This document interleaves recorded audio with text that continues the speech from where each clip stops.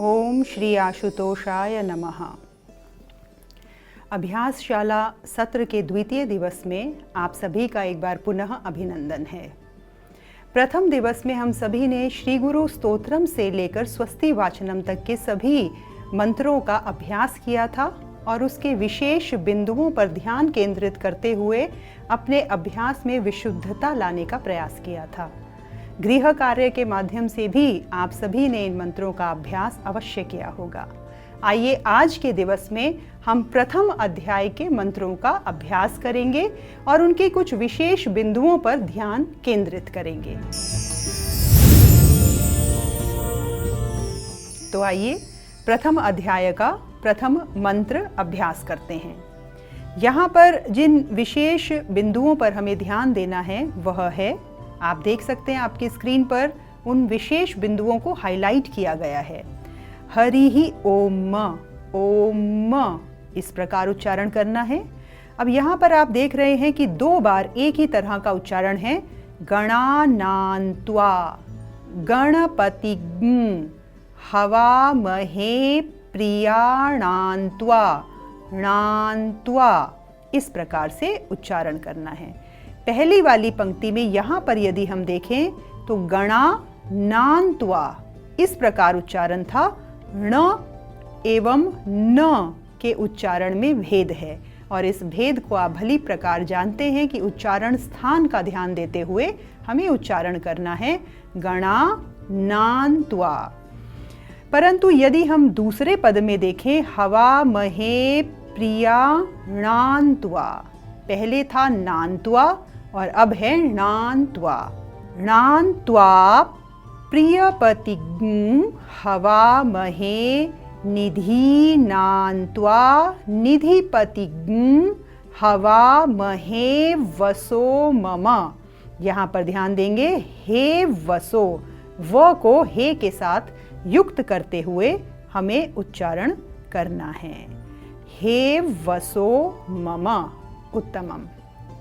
अग्रिम पंक्ति आहम जानी। अब यहाँ ध्यान देंगे म में अ स्वर युक्त है, इसीलिए आहम जानी, नी में ह्रस्व स्वर।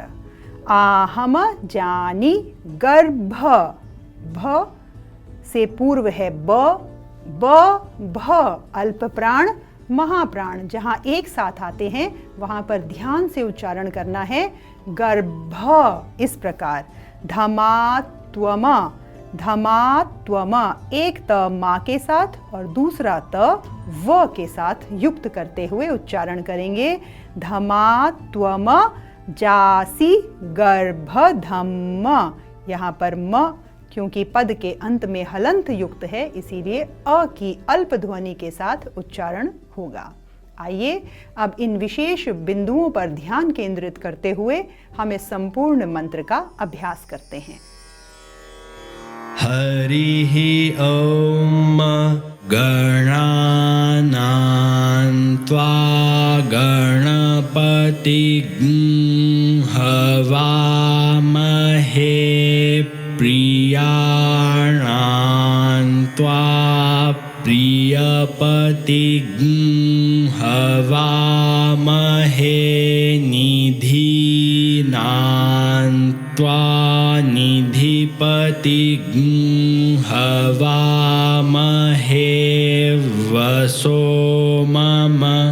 आहम जानि गर्भधमात् त्वमजासि गर्भधम। द्वितीय मंत्र गायत्री त्रिष्टुभ। यहाँ ध्यान देना है त्रि एवं त्रि। एक त्र पर दीर्घ स्वर है ई का और दूसरे त्र पर ह्रस्व स्वर है ई का। तो यहाँ पर त्रि इनका ध्यान रखना है। गायत्री त्रिष्टुभ। श ट पूर्व में भी हमने ये अध्ययन किया था कि यहाँ पर मूर्धा से उच्चारण है दोनों वर्णों का। त्रिष्टुभ जगत्य नुष्टुप। हमें लय का निर्धारण जब हम करते हैं मंत्रों को बोलते हुए, तब हम एक क्षण दो क्षण इस प्रकार से हम मंत्रों में समय अवधि का ध्यान रखते हुए उच्चारण करेंगे तो उच्चारण स्पष्ट होगा। गायत्री त्रिष्टुप जगत्यनुष्टुप पंक्त्या सह। यहाँ पर आप देख सकते हैं कि हाईलाइट किया हुआ है पंक्त्या, अंग इस प्रकार से आधा क, त और या, पंक्त्या। 3 अर्ध हमारे यहाँ पर वर्ण है, यानी कि 3 व्यंजन हैं, अंग, क एवं य। तो इनको हम ध्यान देते हुए इन वर्णों पर उच्चारण करेंगे। पंक्त्या सह, ध्यान देंगे, ध्यान पूर्वक एक एक वर्ण को ध्यान से पढ़ते हुए विशुद्ध उच्चारण उसके वर्ण उच्चारण स्थान से करेंगे तो विशुद्धता बनी रहेगी। तदुपरांत हम देखते हैं बृहत्युष्णीहा। यहाँ पर कौन सा नियम, जो हमने ऋकार वाटिका का नियम पूर्व कक्षा में भी पढ़ा था, एक ही अल्प ध्वनि बृहत्युष्णीहा। ककुप सूची भी, एक प कु के साथ और दूसरा प सु के साथ। कुप सूची भी शम्यन्तुत्वा। उत्तमम। तो आइए अब एक बार मिलकर द्वितीय मंत्र का अभ्यास करते हैं। गायत्री त्रिष्टुप जगत्यनुष्टुप पंक्त्या सह बृहत्युष्णीहा ककुप सूचिभिः शम्यन्तु त्वा। आइए अब अभ्यास करते हैं प्रथम अध्याय के तीसरे मंत्र का। द्विपदा जाश्च, यहाँ पर ध्यान देंगे, जाश्च, श च च। इस प्रकार से हम समय अवधि का ध्यान देते हुए उच्चारण करेंगे। जाश्च। तुक पदास, यहाँ पर आप देखेंगे 2 आधे ख हैं, तो तुक पदास त्रिपदा जाश्च खट्पदाहा। ख, यहाँ पर ख श का उच्चारण ख के रूप में होगा क्योंकि उसके उपरांत ट वर्ग है, इसलिए ये आप जानते हैं। विच्छंदा जाश्च सच्छंदाहा। यहाँ पर ध्यान देंगे, च छ दोनों वर्णों का स्पष्ट उच्चारण करना है। सच्छंदाहा। सूचिभिः, च में ई का दीर्घ स्वर और भ में ई का ह्रस्व स्वर। सूचिभिः शम्यन्तुत्वा। इस प्रकार तो जहाँ पर 2 आधे वर्ण आते हैं वहाँ पर आप देखेंगे कि पहला जो है वो पूर्व वर्ण के साथ और द्वितीय दूसरे वर्ण के साथ संयुक्त करते हुए जब हम बोलते हैं तो स्पष्ट होता है शम्यन्तुत्वा। इस प्रकार से आइए संपूर्ण मंत्र का एक साथ अभ्यास करते हैं। द्विपदा जाश्च तुक् पदास्त्रिपदा जाश्च खट्पदाः विच्छन्दा जाश्च सच्छन्दाः सूचिभिः शम्यन्तु त्वा। प्रथम अध्याय का चतुर्थ मंत्र। सहस्तोमाहा। सह छंदस आवृतः। पुनः प्रश्न है आप सभी से, क्या इस अवग्रह का उच्चारण होगा?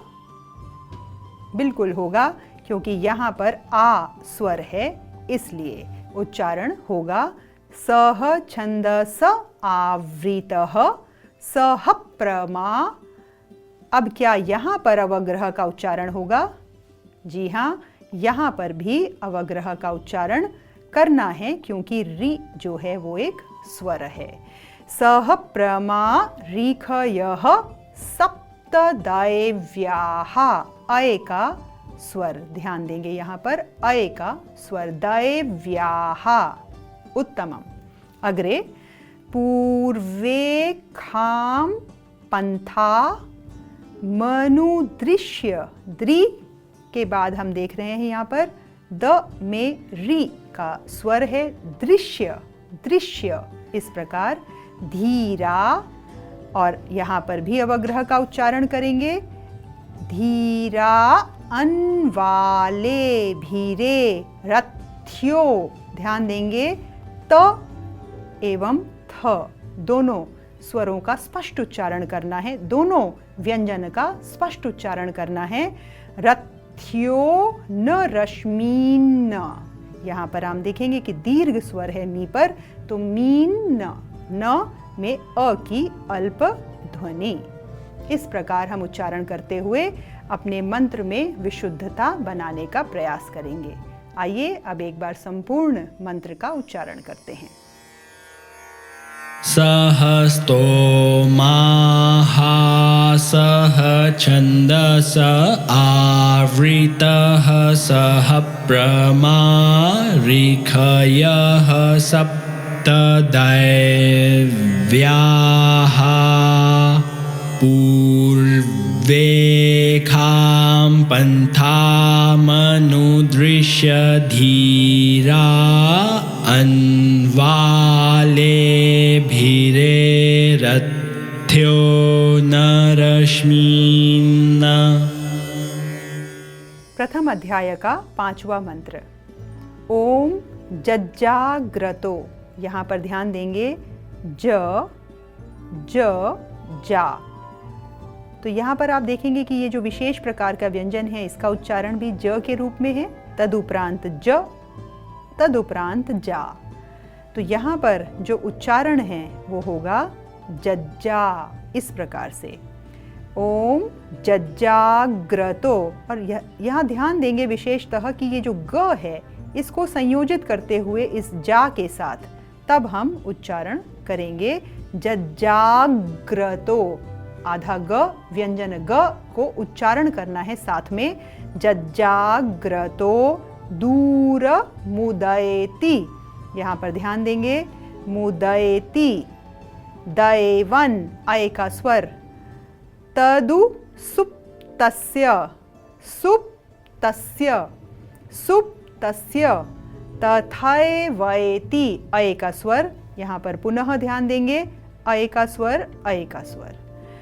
दूरंगमन ज्योति, पुनः यहाँ पर ये जो उच्चारण है इसका न, गमन ज्योति, इस प्रकार से उच्चारण नहीं करना, गमन ज्योति। ध्यान देंगे गमन ज्योति, ज्योति य। अब यहाँ पर हम मिस्टेक क्या करते हैं, इसको ज्योति इस प्रकार से बोलते हैं, परंतु ये विशुद्ध नहीं है। क्यों?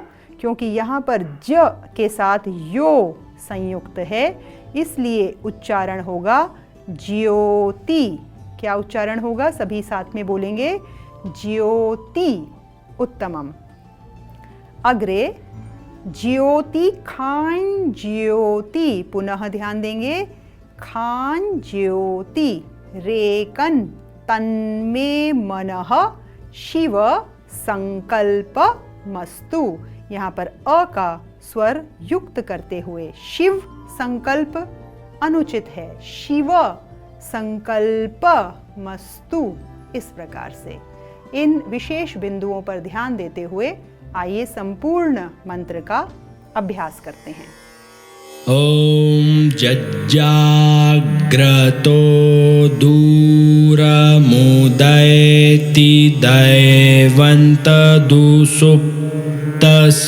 तथैवैति दूरंगमं ज्योतिखां ज्योतिरेकन्तन्मे मनः शिव संकल्पमस्तु। आइए अब षष्ठम मंत्र को देखते हैं। जेन कर्माण्य, यहाँ पर आप ध्यान देंगे कर्माण्य, यहाँ इसको हाईलाइट किया गया है इसलिए क्योंकि एक म जो है वो क के साथ बोला जाएगा और ये जो रेफा है इसको क के साथ हमें उच्चारण करना है। इस रेफा को क के साथ उच्चारण करना है। कर्माण्य, यहाँ पर भी ध्यान देंगे, ण हमारा जो वर्ण है न, इसका विशुद्ध उच्चारण करना है। उत्तमम। सोमनी, इस प्रकार हम इसका उच्चारण करेंगे। खिणो, मनी खिणो, मनी खिणो, यहाँ पर भेद है उच्चारण में, न, ण, ख, ई का स्वर, उनका ध्यान देते हुए उच्चारण करेंगे। जेन कर्माण्य पशो मनी खिणो जज्ञे कृण्वन्तिव, यहाँ ध्यान देंगे, कृण्वन्तिव आधे व तक, विदथे क्षुधीराः, इस प्रकार से। तदुपरांत जद पूर्वं, यहाँ पर हम ध्यान देंगे, ये जो हमारा वर्ण लिखा है इस प्रकार से, पूर्व आधा व, पूर्व, परंतु यहाँ पर हम पूर्व इस प्रकार बोल रहे हैं। क्यों? क्योंकि व के ऊपर रेफा है, परंतु यहाँ पर व के साथ एक अनुनासिक भी युक्त है, और अनुनासिक किसी भी वर्ण पर समाप्त नहीं होता, उसका उच्चारण क्या है? इस प्रकार से। तो पूर्वं रोक दीजिए जीवा वहीं पर, और उसके बाद हमें उच्चारण करना है इस ज का, समय अवधि का ध्यान देते हुए। पूर्वं जक्षमन्तः, इस प्रकार से उच्चारण होगा, और इस तह के साथ आधा प युक्त होते हुए जक्षमन्तः प्रजानान, प्रजानान, इस प्रकार। तन्मे मनः शिव संकल्पमस्तु। उचित है? सभी को स्पष्ट हो गया है? तो आइए इसका अभ्यास एक बार मिलकर करते हैं। जेन कर्माण्यपशो मनी खिणो जज्ञे कृण्वन्ति विदथे क्षुधीराः जदपूर्वं जक्षमन्तः प्रजानान् तन्मे मनः शिव संकल्पमस्तु। आइए अगला मंत्र अभ्यास करते हैं। जत प्रज्ञान, जत प्रज्ञान, मुत, यहाँ पर ज्ञ के उच्चारण में विशुद्धता बनाए रखेंगे। मुत चेतो, जत प्रज्ञान मुत चेतो धृतिश्च जद ज्योति, यहाँ पर ध्यान देंगे, धृतिश्च, यहाँ पर ध्यान देंगे, धृतिश्च, श भी है और आधा च भी है, तो धृतिश्च जद ज्योति, च जद ज्योति। यहाँ पर हम विशेष रूप में इसको इस प्रकार से उच्चारण करेंगे। यहाँ पर इसको, यहाँ पर किस प्रकार से उच्चारण होगा? ज ज ज्यो। हमने पहले भी पूर्व मंत्रों में भी ये सीखा है। धृतिश्च जद ज्योतिरंतर मृतम प्रजासु, ये क्या है? मृतम प्रजासु। उत्तमम। अग्रे जस्मान रीते, यहाँ पर अवग्रह का उच्चारण होगा क्योंकि री स्वर है। जस्मान रीते, इस प्रकार अवग्रह का उच्चारण करते हुए। किंचन, किस प्रकार उच्चारण होगा? किंचन। कर्मक क्रियते, कर्मक आधा क इस म के साथ युक्त करते हुए कर्मक क्रियते। ये जो रेफ है क म के ऊपर रेफ, इस रेफ का जो उच्चारण है वो इस क के साथ युक्त होकर होगा। कर्मक तदुपरांत आधा क, इस प्रकार से कर्मक क्रियते, क्रियते, इस प्रकार से विशुद्ध उच्चारण करना है। तदुपरांत आप सभी जानते ही हैं, तन्मे मनः शिव संकल्पमस्तु। उचित है। आइए संपूर्ण मंत्र का उच्चारण लयबद्ध करते हैं।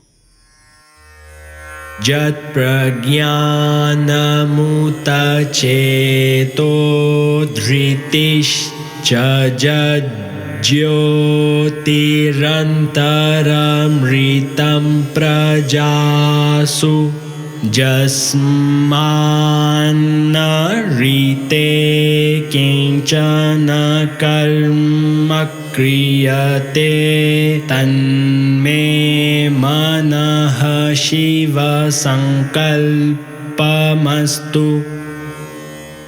प्रथम अध्याय का अष्टम मंत्र। जेने दम भूतम भुवनम भविष्यत, ख है 2 बार, आधा ख वि के साथ हो जाएगा और दूसरा य के साथ। तो किस प्रकार उच्चारण होगा? भविष्यत परिगृहीतम, गृहीतम दोनों क्या हैं? ह पर ई का दीर्घ स्वर है और ग पर ऋकार वाटिका है। तो यहाँ पर जब हम ग पर ऋकार वाटिका बोलते हैं तो ग्री, और ह पर जब हम दीर्घ स्वर का उच्चारण करेंगे तो ही, गृही तम मृतेन सर्वम उत्तमम। अग्रे जेन यज्ञ, ज्ञ का उच्चारण यज्ञस्तायते सप्त, सप्त होता तन्मे मनः शिव संकल्पमस्तु। दृढ़ संकल्प को धारण करते हुए आइए हम इस अभ्यास शाला सत्र को आगे बढ़ाते हैं और अगला मंत्र अभ्यास करने से पूर्व आइए इस मंत्र को मिलकर अभ्यास करते हैं। जेनेदं भूतं भुवनं भविष्यत् परिगृहीतममृतेन सर्वम् जेन यज्ञस्तायते सप्त होता तन्मे मनः शिव संकल्पमस्तु। प्रथम अध्याय का नवम मंत्र। यहाँ ध्यान देंगे, पहला ही जो पद है उसको हाईलाइट किया गया है, जस्मिन् ऋचः। ध्यान देंगे, जस्मिन् ऋचः, इस प्रकार सभी वर्णों का उच्चारण करना है, उनको समय अवधि देनी है। जस्मिन् ऋचः, इस प्रकार। साम जजुगु, कौन सा गु यहाँ पर उच्चारण होगा? दीर्घ अथवा ह्रस्व? ह्रस्व गु का उच्चारण होगा, क्योंकि पूर्व स्वर जो है वो दीर्घ है, इसलिए जो उच्चारण होगा वो गु का उच्चारण जो है वो ह्रस्व होगा। साम जजुगु खि जस्मिन् प्रतिष्ठिता, पुनः ध्यान देंगे, तिष्ठिता रथना भावी वाराहा उत्तमम। पुनः जस्मिंश्चित्तगुं, पुनः ध्यान देंगे, यहाँ पर अनुनासिक है और इस अनुनासिक का हम उच्चारण क्या करेंगे? बड़े ध्यान पूर्वक करेंगे। जस्मिंश्चित्तगुं सर्वमोत्तम प्रजानां तन्मे मनः शिव संकल्पमस्तु। यहाँ पर नान ध्यान देंगे, आ का दीर्घ स्वर है, इसलिए नान तन्मे, इस प्रकार। आइए अब एक बार संपूर्ण मंत्र का अभ्यास करते हैं। जस्मिन् ऋचः साम जजुगुं खि जस्मिन् प्रतिष्ठिता रथना भावी वाराहा जस्मिंश्चित्तगुं सर्वमोतं प्रजानां तन्मे मनः शिव संकल्पमस्तु। और आइए अब हम अभ्यास करेंगे अध्याय 1 का 10वां मंत्र। सुखा रथी रश्वा, यहाँ देखेंगे, ध्यान देंगे, सुखा रथी रश्वा निवजन मनुख्यान्ने नीयते। अवग्रह का उच्चारण होगा या नहीं होगा? यहाँ पर उच्चारण नहीं होगा। ठीक है। सुखारथिरश्वा निवजन मनुख्यान्ने नीयते भीषुभिर्वा भिर्वा जीन इव। अवग्रह का उच्चारण होगा। हृत प्रतिष्ठं जदजीरन्। यहाँ पर ध्यान देंगे इन वर्णों का विशेषतः हम ध्यान देंगे। प्रतिष्ठं यहाँ पर अनुनासिक है तो ठन। प्रतिष्ठं जदजीरन्। अब यहाँ पे ज। प्रतिष्ठं जदजीरन्। यहाँ पर न नहीं है, य है तो रंज इस प्रकार से उच्चारण होगा। जीरन् जविष्ठन् तन्मे। जविष्ठन् तन्मे। यहाँ पर श मूर्धन्य श है, ट है और तदुपरांत ठ है। तो ये इन समय अवधि का ध्यान देते हुए विष्ठन् तन्मे मनः शिव संकल्पमस्तु। उत्तमम्। और इसी के साथ हमने प्रथम अध्याय में जिन विशेष बिंदुओं पर ध्यान केंद्रित करना है उनको समझने का प्रयास किया है। इन बिंदुओं पर विशेषतः आप अपने उच्चारण को विशुद्ध करते हुए, ध्यान देते हुए उच्चारण करते समय ध्यान देना है, विशुद्धता बनाई रखनी है, समय अवधि का, वर्णोच्चारण का, वर्ण के उच्चारण के स्थान का ध्यान करते हुए हमें विशुद्ध उच्चारण करना है। सुखारथिरश्वा निवजन्मनुख्यान्ने नीयते भीषुभिर्वा जिन इव हृत्प्रतिष्ठं जदजीरन् जविष्ठन् तन्मे मनः शिव संकल्पमस्तु। द्वितीय दिवस की अभ्यासशाला के द्वितीय सत्र में हम करेंगे नियम अवलोकन।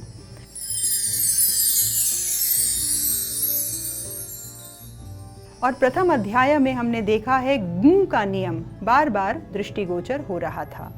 तो ये जो गूं का चिन्ह है ये हम सभी ने देखा है। इस प्रकार से गूं का चिन्ह बनता है। ये है कौन सा गूं? दीर्घ गूं। और एक हमारा जो गूं है वो है इस प्रकार से, जो इस प्रकार से लिखा जाता है। तो ये है हमारा ह्रस्व गूं। ये हुआ दीर्घ गूं और यह है ह्रस्व गूं। इनका नियम क्या है? नियम स्पष्ट है, आप सभी ने कक्षाओं में पढ़ा है कि गूं, दीर्घ गूं का उच्चारण तब होता है जब इसके पूर्व में जो स्वर लगा होता है वर्ण पर वो ह्रस्व लगा हो। जैसे उदाहरणतः हम लेते हैं वी। यदि इस प्रकार लिखा हो तो व पर कौन सा स्वर लगा है? उचित है ह्रस्व ई का स्वर लगा है। तो गूं का उच्चारण किस प्रकार होगा? दीर्घ होगा, वी गूं, इस प्रकार। अब यहाँ पर यदि हम देखें तो यहाँ उच्चारण किस प्रकार से होगा? ह्रस्व गूं का उच्चारण तब किया जाता है जब इसके पूर्व में दीर्घ स्वर युक्त वर्ण हो। यदि इस प्रकार से लिखा गया है, एक बार पुनः लिख देते हैं, यहाँ पर लिख देते हैं, यदि दीर्घ स्वर युक्त वर्ण है तदोपरांत गूं ह्रस्व उच्चारण होगा, वी गूं, वी गूं। तो यहाँ पर हम ध्यान देंगे कि यदि स्वर जो है वो ह्रस्व है तो गूं का उच्चारण दीर्घ होगा, गूं। और यदि स्वर दीर्घ है तो गूं का उच्चारण ह्रस्व होगा। और यहाँ एक और बात समझने की है, ये जो गूं का उच्चारण है ये नासिका में गुंजायमान होता है और इसमें केवल आधार के रूप में यदि हम देखें तो ग पर उ की मात्रा और यहाँ पर अनुनासिक यदि लगा दें तो इस प्रकार का उच्चारण होता है। ग, ग केवल आधार के लिए है, ये एक गुंजन है जो नासिका से प्रकट होती है, ये ध्वनि है। इस ध्वनि को हम विशुद्ध रूप में उच्चारण करेंगे और इसका अभ्यास करेंगे। तो यह था नियम अवलोकन। आइए द्वितीय दिवस के तृतीय सत्र की ओर बढ़ते हैं, जहां पर हम प्रश्नों का निवारण करेंगे।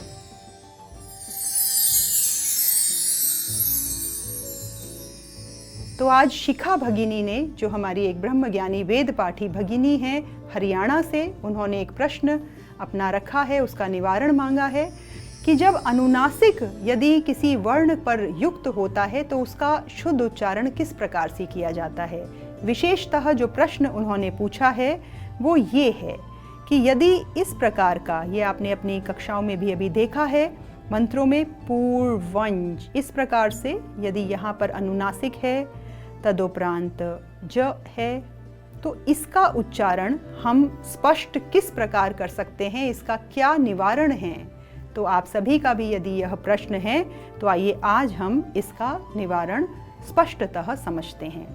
अनुनासिक जो है ये एक नासिक्य ध्वनि है और ये किसी भी वर्ण पर समाप्त नहीं होती। इस प्रकार की ध्वनि है तो पूर्वं इस प्रकार बोलेंगे। तदुपरांत जो ज हमारे वर्ण हैं उनको उच्चारित करेंगे। तो पूर्वं ज, पूर्वं जक्ष, इस प्रकार इन वर्णों को युक्त करते हुए आप जितने भी मंत्रों में अनुनासिक आता है, तदोपरांत ज वर्ण आता है, आप इसका अभ्यास करेंगे तो आपको उच्चारण स्पष्ट होगा। पूर्वं जक्ष, समय अवधि का ध्यान देते हुए इस प्रकार उच्चारण करना है। और अनुनासिक युक्त शब्दों को यहाँ पर डिस्प्ले किया जा रहा है स्क्रीन पर, आप इनका अभ्यास साथ साथ करेंगे। और आइए अब समय है द्वितीय दिवस के चतुर्थ सत्र का, जिसमें हम गृह कार्य का अवलोकन करेंगे। आपकी स्क्रीन्स पर आप देख सकते हैं कि ये मॉड्यूल प्रेजेंट किया गया है, किस प्रकार से आपको होमवर्क करना है, गृह कार्य करना है। आज की कक्षा के उपरांत अपने अभ्यास में निरंतरता किस प्रकार बनाकर रखनी है, ये आपको स्पष्टतः यहाँ पर निर्देशित किया गया है। आप देखेंगे कि श्री गुरु स्तोत्रम से लेकर प्रथम अध्याय तक के मंत्रों का हमें किस तरह से अभ्यास करना है। हमें 1.5x स्पीड पर, 2x स्पीड पर अभ्यास करना है। और अभ्यास कहाँ से करना है? दिव्य ज्योति वेद मंदिर के YouTube पर जो ट्यूटोरियल्स अवेलेबल हैं, उन ट्यूटोरियल्स के माध्यम से हमने इन मंत्रों का अभ्यास करना है। तो आइए संकल्प लेते हैं। आज हमने मंत्र पढ़ा है ना, शिव संकल्पमस्तु।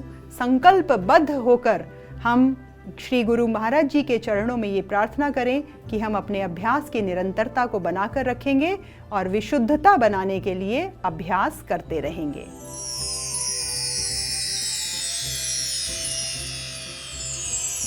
और आइए अब द्वितीय दिवस के पंचम सत्र की ओर बढ़ते हैं। ये अंतिम सत्र है, यहाँ पर हम सभी मिलकर अभ्यास करेंगे। इस अभ्यास के लिए DJVM वेद मंदिर का जो ट्यूटोरियल है उसमें सभी मंत्र जो हैं एक एक करके हमारे सामने आएंगे। कौन से मंत्र जिनका अभ्यास हमने आज किया है, श्री गुरु स्तोत्रम से लेकर प्रथम अध्याय तक के मंत्रों को हम यहाँ पर मिलकर अभ्यास करेंगे।